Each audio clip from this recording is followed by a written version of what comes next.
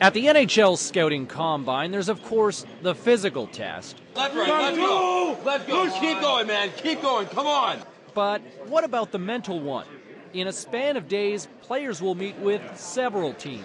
It was about 23 total in about 24 hours, so I was pretty busy for the couple days here. Most questions and conversations are fairly straightforward, but once in a while, it takes a slight detour. The weirdest one might have been who would you rather go out to dinner with, Barack Obama, Maria Sharapova, or Sean Avery? The guy I most want to go with would be Obama. You know, he's a powerful man in the world right now, and I'm sure he had some neat stuff. I would have liked to pick Maria Sharapova. You know, she's pretty good looking, but I went with Sean Avery just because you know, he's got a mental edge to him that I'd like to learn a lot about. Well, how about that? A little love for the outlaw.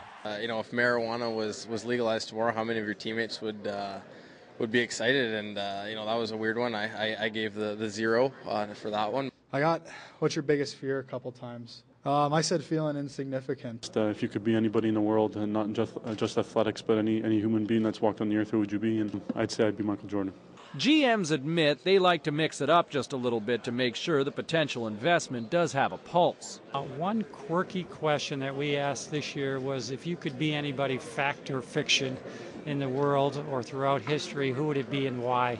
If a kid's going through a prepared thing, I'll ask him how many wristwatches he owns.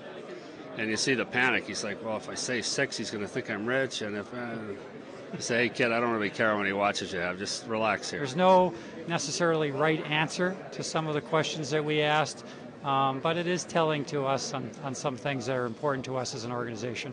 In a different respect, some scouts and managers like to push a player to see how the prospect will react. You weren't moving your feet. What were you doing that game? Or you're playing bad this game. What happened there? Just stuff like that. That's gonna challenge you. I guess see what you're made of. They like to come after you, maybe try to get you a little bit rattled.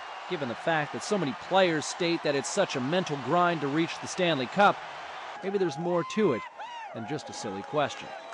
James Cebulski, TSN.